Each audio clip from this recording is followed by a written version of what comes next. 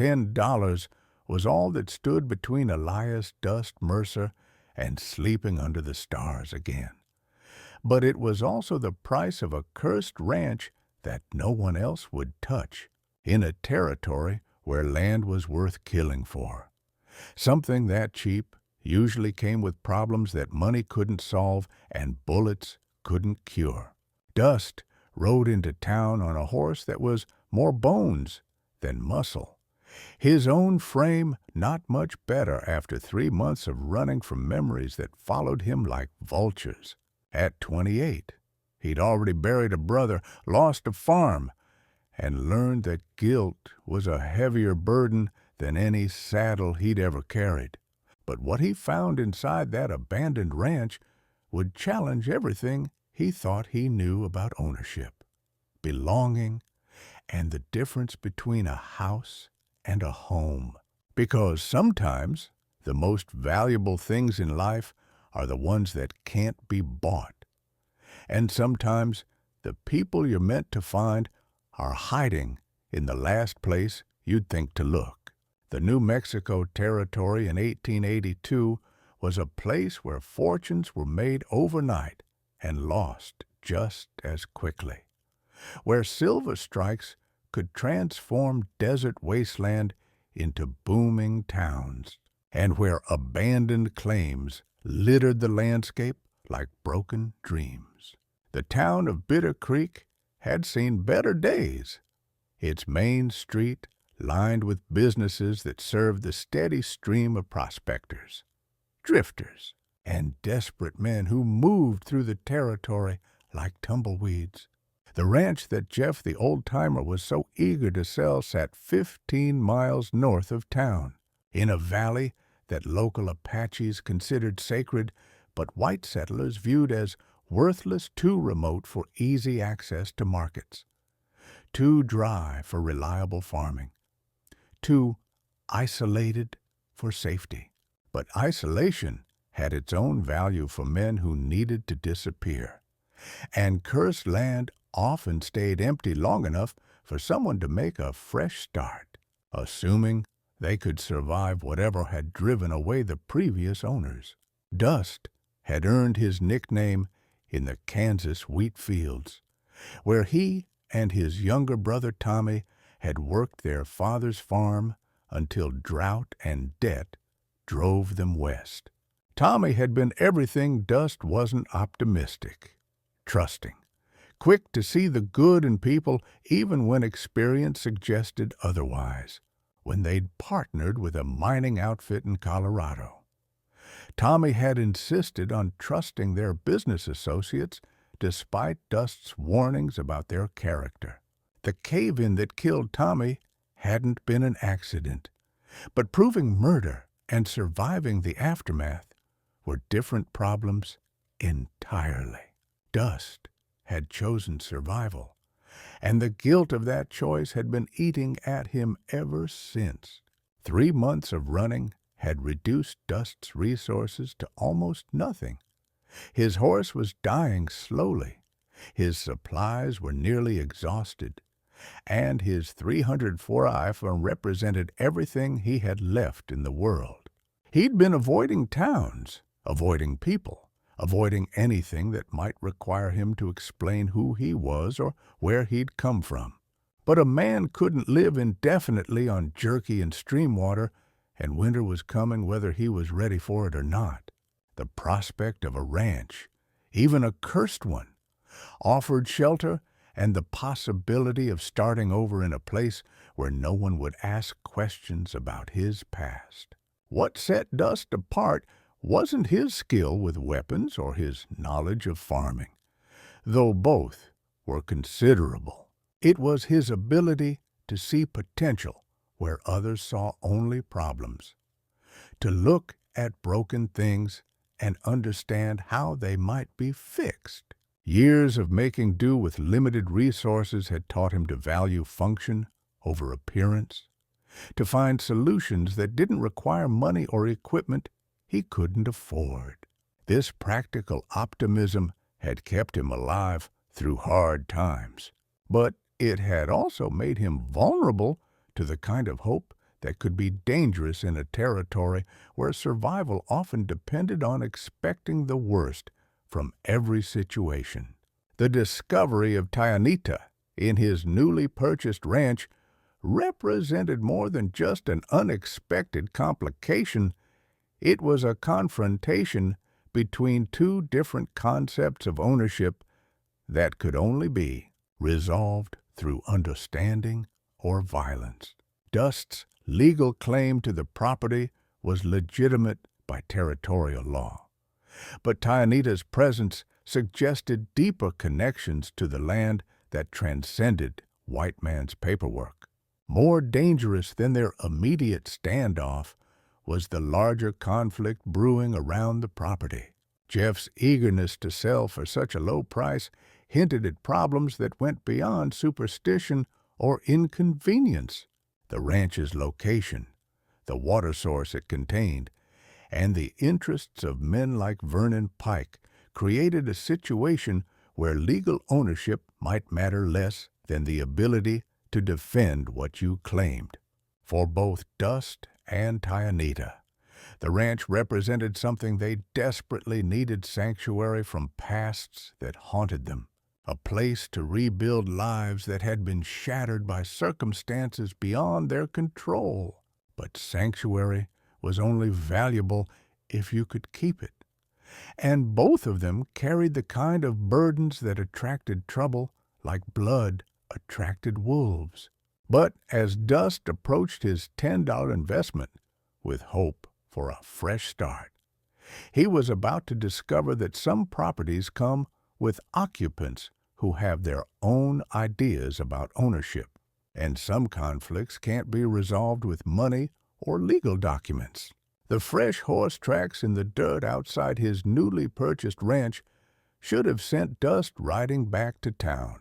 But 3 months of running had taught him that problems followed you whether you faced them or avoided them. His dying horse needed rest, his empty stomach needed food, and his wounded spirit needed the kind of solitude that only came with 4 walls and a roof, even if those walls might be sheltering someone with a bow and arrow. The barn door stood slightly ajar, and in the territory, that usually meant either livestock or people and livestock didn't leave boot prints in the dust. Dust approached with the careful steps of a man who'd learned that surprises were rarely pleasant, his hand resting on his sidearm, but not drawing it. Whatever waited inside deserved the chance to explain itself before violence became necessary.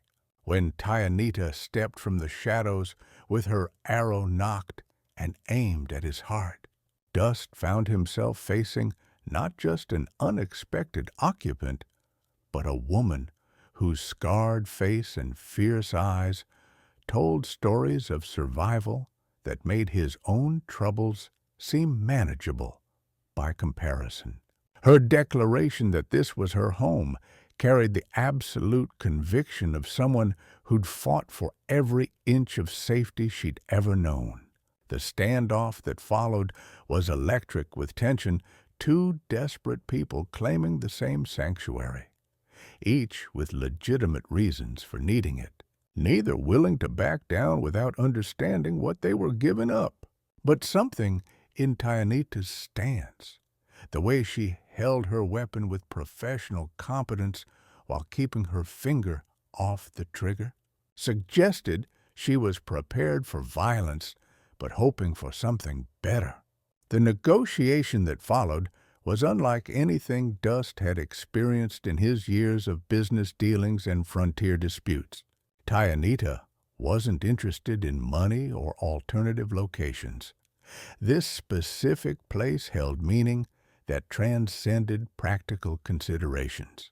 When she mentioned Pike's name, her voice carried the kind of hatred that only came from personal experience with genuine evil. Dust's decision to show her his bill of sale wasn't an attempt to intimidate, but an effort to establish common ground.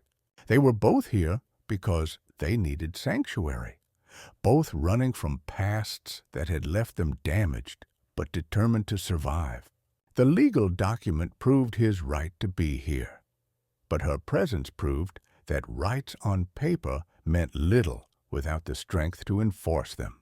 The real negotiation began when they realized they faced a common enemy in Vernon Pike, a man whose interest in the property had nothing to do with ranching and everything to do with the water source that made the land valuable.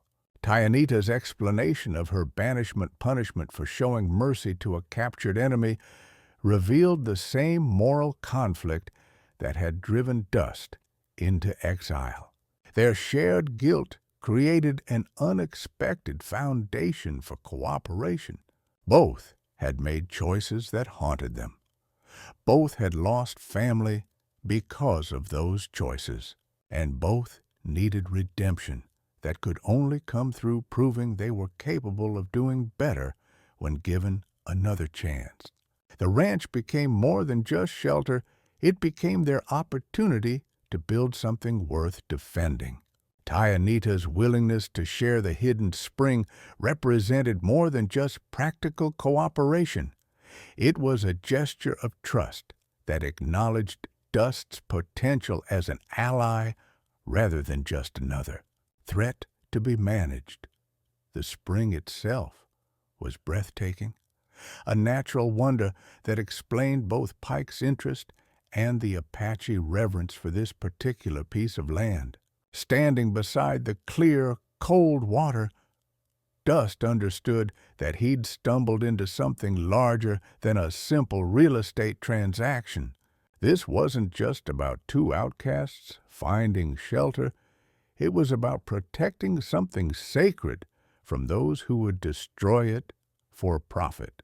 The responsibility was daunting, but it also provided the sense of purpose that had been missing from his life since Tommy's death.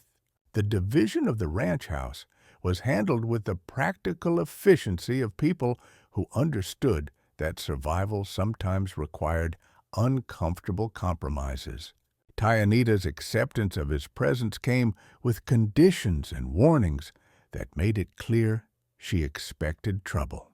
But it also came with offers of knowledge and assistance that could make the difference between life and death in harsh territory.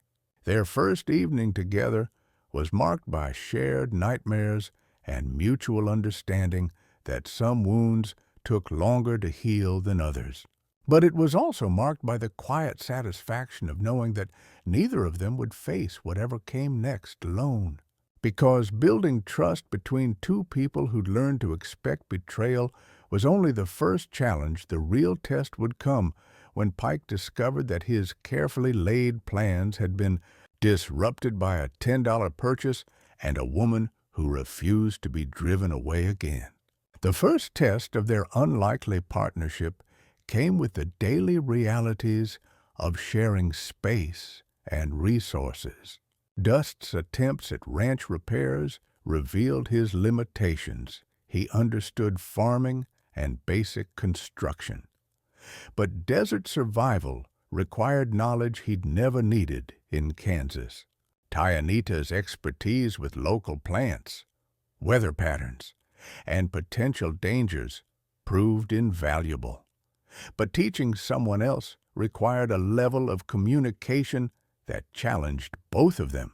They developed a working relationship built on mutual necessity, sharing tasks based on their respective strengths while learning to navigate the delicate balance between cooperation and independence that survival demanded. The second challenge emerged when they realized Pike's interest wasn't theoretical.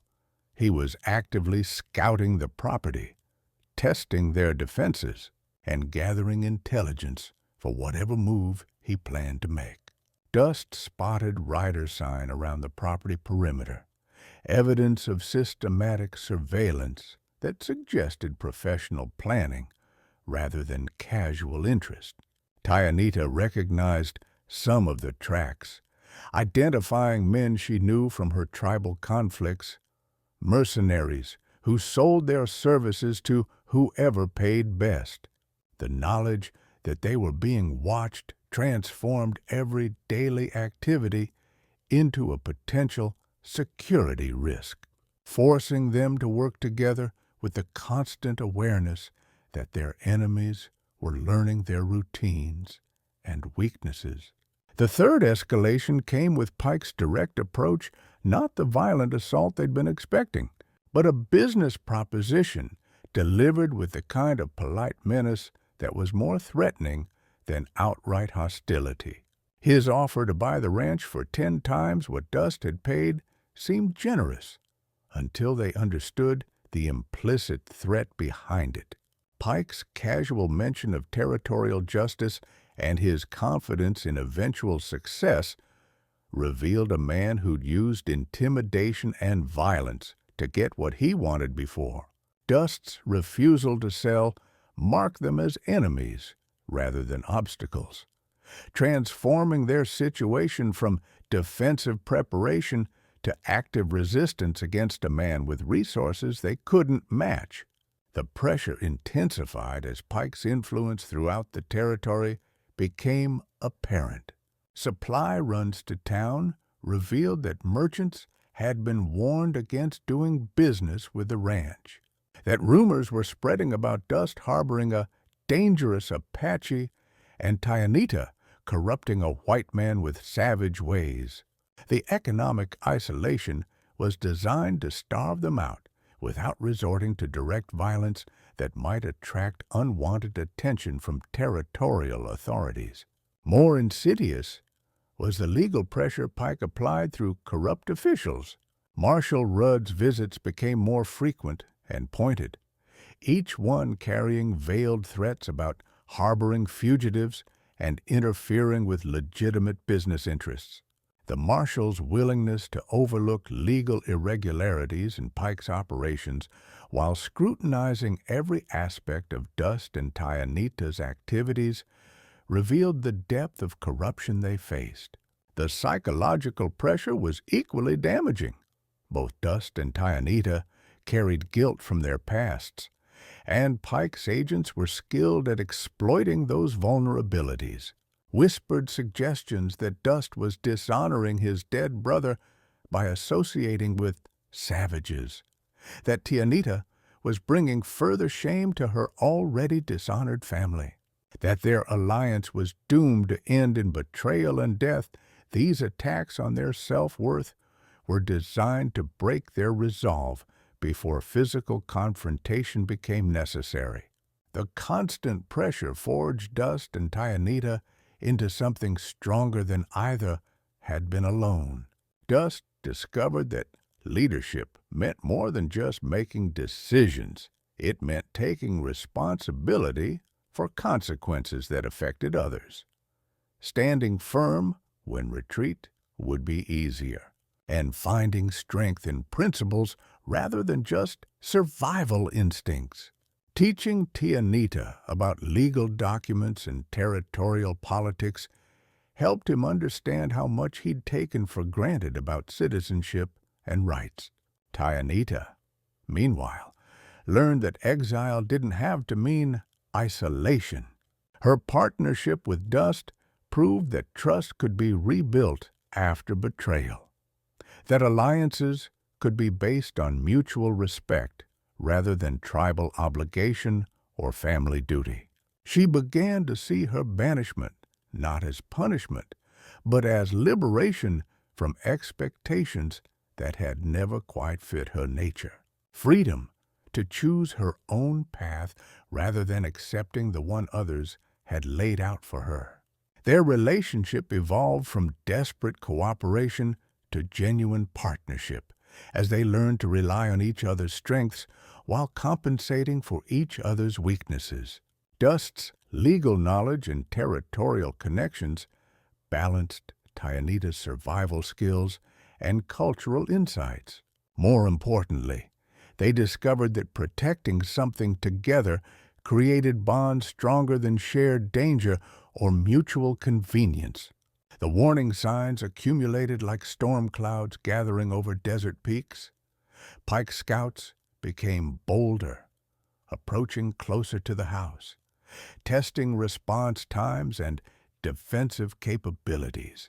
Supplies in town became harder to obtain as merchants received increasingly direct pressure to refuse service. Most ominously, Tyanita began receiving messages from tribal sources warning that Pike had hired Apache mercenaries, men who'd been cast out from their own bands and now sold their services to the highest bidder. The breaking point approached when Marshal Rudd arrived with what he claimed was a warrant for Tyanita's arrest on charges of horse theft, a transparent fabrication designed to separate the defenders and break their alliance. Pike's strategy was becoming clear: isolate them from each other and from any potential support, then move decisively when they were weakest and most vulnerable. The final warning came when Dust discovered evidence that Pike's men had been poisoning the stream that fed their well. Not enough to kill immediately, but sufficient to weaken them over time. The attack on their water supply represented escalation to a level of warfare that acknowledged no limits and respected no boundaries. It was a declaration that Pike would use any means necessary to achieve his goals, regardless of collateral damage or moral considerations. Because when desperate men declare war on sacred ground, the response comes not just from those who live there, but from those who understand that some things are worth any sacrifice to preserve. Pike's final assault came with the calculated precision of a military operation. A dozen armed men surrounded the ranch under cover of darkness.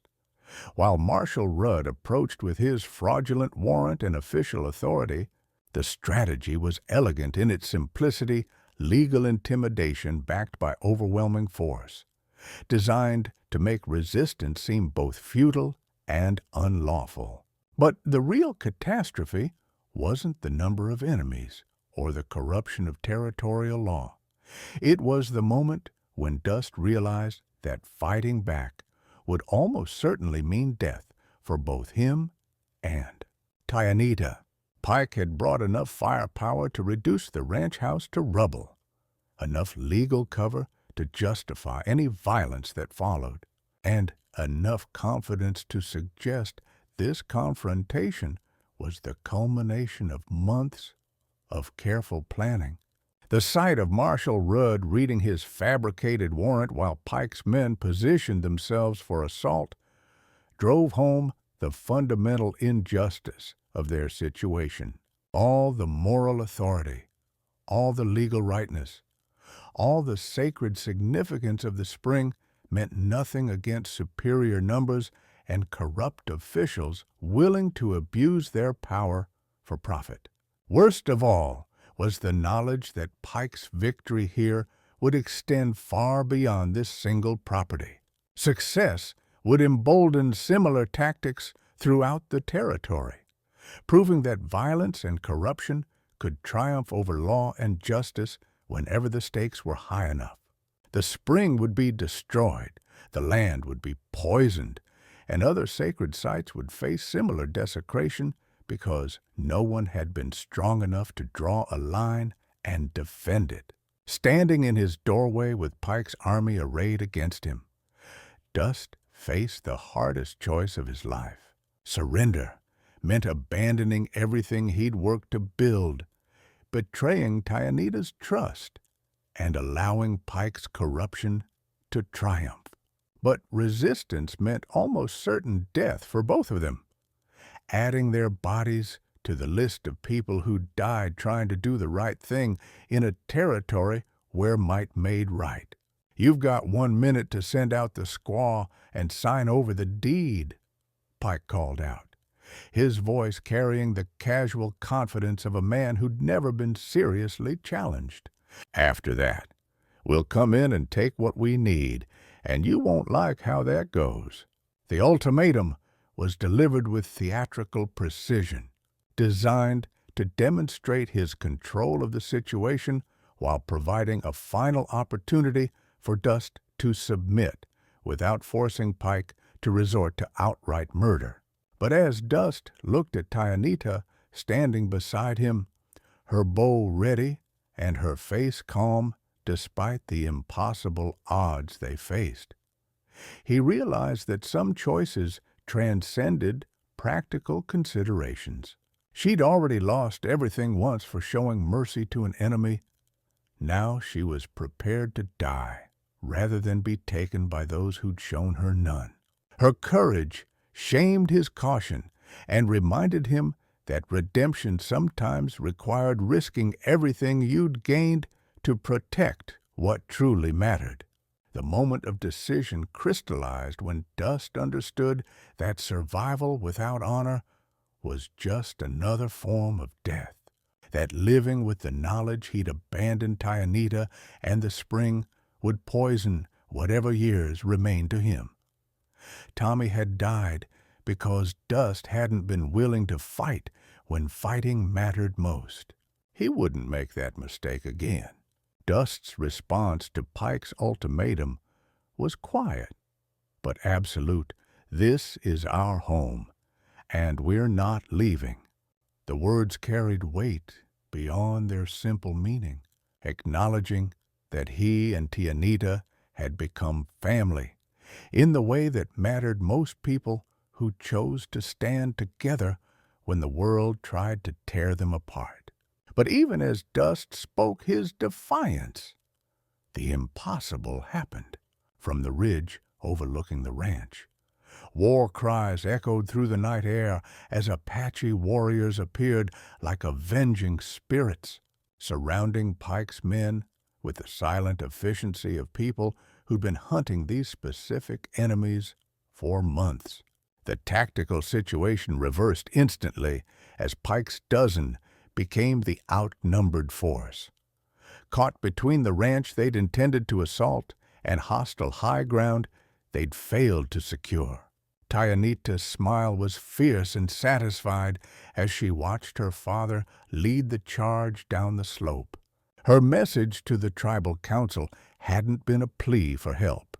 It had been intelligence about Pike's operations, proof that the white businessman who'd been stirring up trouble throughout Apache territory was finally vulnerable to retaliation.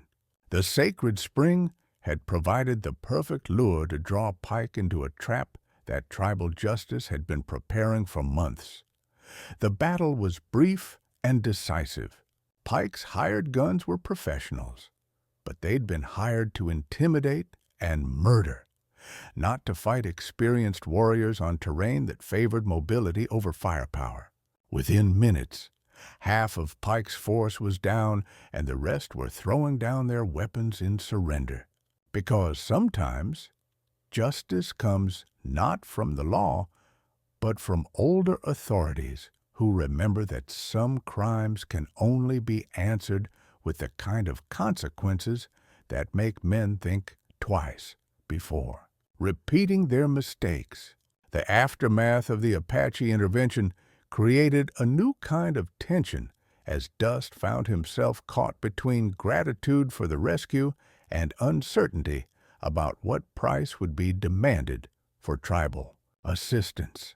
Tianita's father, Chief Black Hawk, studied Dust with the calculating gaze of a leader who'd learned to assess white men by their actions rather than their words. The surviving members of Pike's force were bound and disarmed, but their fate remained undetermined. Marshal Rudd's fraudulent warrant had been exposed as worthless, but his official position still carried legal weight that complicated any resolution. Most importantly, Pike himself remained defiant despite his tactical defeat, clearly believing that his political connections would eventually secure his release and return him to power. Dust realized that the next few minutes would determine not just his own fate, but the future of white Apache relations in the territory. The chief's willingness to intervene had created an opportunity for justice, but it had also created a situation where one wrong word or gesture could escalate into larger conflict. The stakes had expanded far beyond the ranch, or even the sacred spring. They now encompassed the possibility of lasting peace or renewed warfare. Tianita served as translator and intermediary, but Dust understood that ultimately he would have to speak for himself, prove through words and actions that he deserved the trust that had just saved his life. The weight of that responsibility was both humbling and terrifying. Pike's attempt to assert authority, even while bound and defeated, revealed the depth of his arrogance and delusion. "You people have no idea what you've done," he snarled at Chief Black Hawk. "I've got friends in the territorial government, connections that reach all the way to Washington. This little raid of yours is going to bring down more trouble than you can handle." But the chief's response was delivered with the calm authority of someone who'd been preparing for this confrontation longer than Pike realized. Through Tianita's translation, he explained that tribal justice had been tracking Pike's operations for months, documenting his crimes against Apache people, gathering evidence that would be forwarded to federal authorities who were already investigating corruption in territorial mining operations. The revelation that Pike's downfall had been orchestrated rather than accidental shattered his remaining confidence. The tribes hadn't just rescued Dust and Tianita. They'd used Pike's attack on the ranch as the final piece of evidence needed to destroy his entire criminal enterprise. His hired guns, his corrupt officials, his political connections would all be exposed to federal scrutiny that his territorial influence couldn't deflect. The tension reached its peak when Chief Black Hawk offered Pike a choice that was really no choice at all: leave the territory immediately and never return, forfeiting all claims and operations, or face tribal justice for crimes against Apache people. The alternative was clear departure in disgrace or death in the desert, with no legal authorities willing or able to intervene on his behalf. Pike's capitulation came not with dramatic surrender, but with the quiet collapse of a man who finally understood that his schemes had been exposed and his power broken. His agreement to leave the territory was delivered in barely audible whispers, the voice of someone who'd spent his life intimidating others, finally experiencing genuine fear for his own survival. But the real climax came with Chief Black Hawk's address to Dust, delivered in English that carried formal weight and ceremonial significance. "The man who protects the sacred spring and defends my banished daughter has proven himself worthy of respect. The water that flows here will remember his courage, and our people will remember his honor." The words were more than gratitude, they were adoption, recognition that Dust had earned a place in tribal memory through actions that transcended racial and cultural boundaries.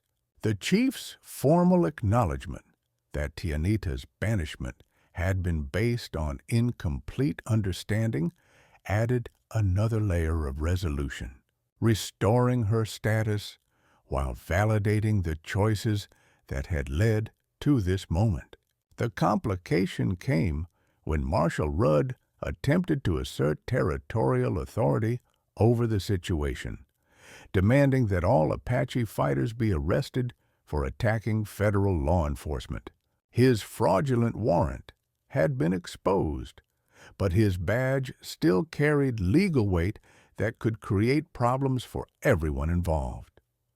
Chief Black Hawk's response was swift and devastating. He produced documents of his own correspondence with federal investigators, evidence of territorial corruption, and most damaging of all, proof that Rudd had been receiving payments from Pike's mining operations in exchange for official protection. The marshal's authority evaporated as quickly as his courage when faced with evidence that could send him to federal prison. But the larger complication was political rather than legal. The Apache intervention, however justified, had demonstrated that tribal authority could override territorial law when the tribes chose to act collectively. Some territorial officials would view this as dangerous precedent that needed to be suppressed before it spread to other conflicts. The victory that saved the ranch might ultimately trigger larger confrontations that could affect the entire territory. The crucial moment came when Dust was asked to choose between accepting Chief Black Hawk's protection, which would align him with Apache interests against territorial authority, or maintaining his legal independence as a territorial citizen, which might expose him to future retaliation from Pike's allies. His decision surprised everyone, including himself. Instead of choosing sides, Dust proposed a third option: formal agreements between Apache leadership and territorial government that would protect sacred sites while establishing clear boundaries for mineral extraction. His legal knowledge, combined with his proven commitment to Apache interests, positioned him as a potential mediator between communities that had been locked in conflict for decades.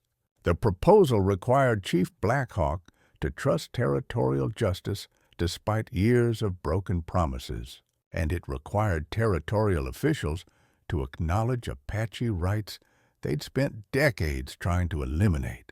But the alternative was continued warfare that would benefit no one except men like Pike, who profited from chaos and conflict. Tyanita's support for the proposal carried special weight because her exile had given her unique perspective on both communities. Her willingness to work within territorial legal frameworks, combined with her restored status within tribal society, made her an ideal bridge between worlds that had seemed incompatible.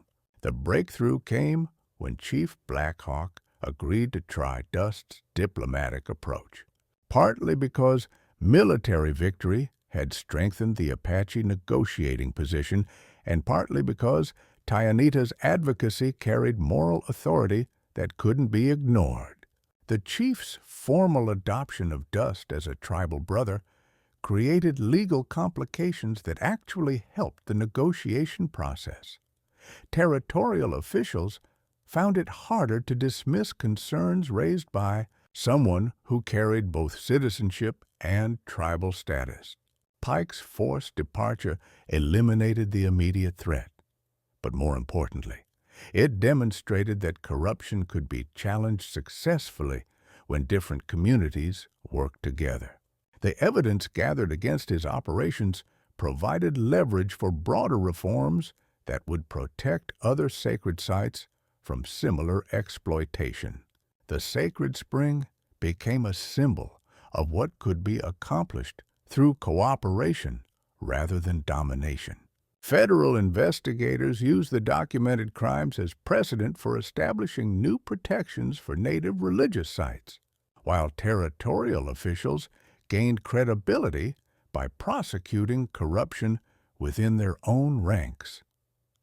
The weeks following Pike's defeat brought changes that no one had anticipated. Dust found himself appointed as an official liaison between Apache leadership and territorial government, a position that utilized his legal knowledge while honoring his commitment to tribal interests. The ranch became an informal meeting ground where disputes could be resolved through discussion rather than violence. Tyanita's restoration to tribal society came with new responsibilities as well. Her experience with territorial law and her partnership with Dust made her valuable as a cultural interpreter and advocate for Apache rights within legal frameworks that had previously excluded Native voices. Her exile had prepared her for a role she couldn't have imagined when she first claimed the ranch as her sanctuary. Most importantly, their partnership had evolved from mutual necessity to genuine family. The crisis that could have destroyed them had instead proven that their bond was strong enough to survive external pressure and internal doubt. The ranch they'd fought to defend became the foundation for building something larger than either could have achieved alone.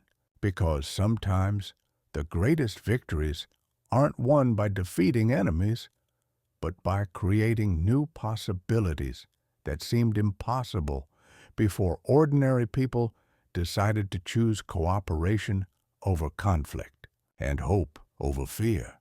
The successful defense of the ranch and Pike's subsequent departure sent ripples throughout the territory that extended far beyond water rights and mining claims.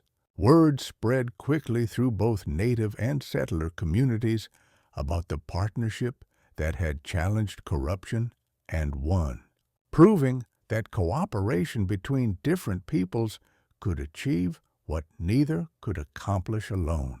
The federal investigation triggered by Pike's downfall exposed a network of corruption that reached from local mining operations to territorial administrative offices. Several officials were removed from office.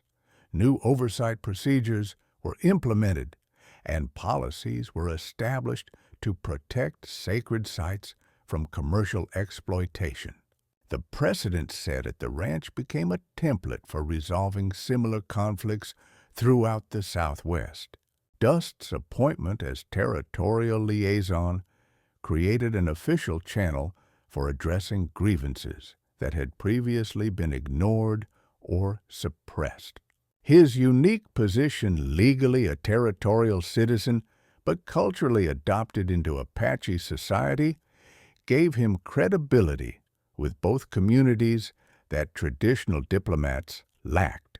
The disputes that reached his office were often resolved through negotiation rather than violence, saving lives and resources on all sides. The ranch itself became more than just a home for Dust and Tyanita. It served as neutral ground where tribal leaders could meet with territorial officials, where trading relationships could be established, and where cultural exchange could occur without the suspicion and hostility that had previously characterized such interactions. The model of cooperation developed at the ranch influenced territorial policy for decades, demonstrating that sustainable peace required mutual respect rather than domination. Federal authorities began consulting with tribal leadership on development projects that affected sacred sites, preventing conflicts before they could escalate to violence. Tyanita's role as cultural interpreter and legal advocate inspired other Native women to seek education in territorial law, creating a generation of leaders who could navigate both traditional and legal systems. Her success proved that exile could be transformed into opportunity when combined with determination and the right partnerships. The sacred spring became a protected site under federal law, but more importantly, it became a symbol of successful resistance to exploitation. Other communities facing similar threats could point to the ranch as proof that ordinary people could challenge powerful interests and win when they worked together across cultural boundaries. The economic model that Dust and Tyanita developed, combining traditional Apache land management with territorial agricultural techniques, proved more sustainable than either approach alone. Their success attracted other mixed couples and progressive settlers who wanted to build communities based on cooperation rather than competition. Dust discovered that redemption wasn't something you achieved, but something you chose every day through actions that honored the trust others placed in you. His work as liaison gave him purpose that connected directly to protecting people and places that mattered, transforming his guilt over Tommy's death into motivation for preventing similar tragedies. Tianita learned that exile could become liberation when it freed you to choose your own path rather than accepting the one others expected you to follow. Her partnership with Dust proved that family could be created through commitment and shared values rather than just blood or tribal affiliation. Their story demonstrated that the most powerful changes often begin with simple acts of decency, one person choosing to honor another's claim to dignity and belonging. Sometimes the greatest victories come not from defeating enemies, but from proving that different worlds can coexist when people choose understanding over fear and cooperation over domination.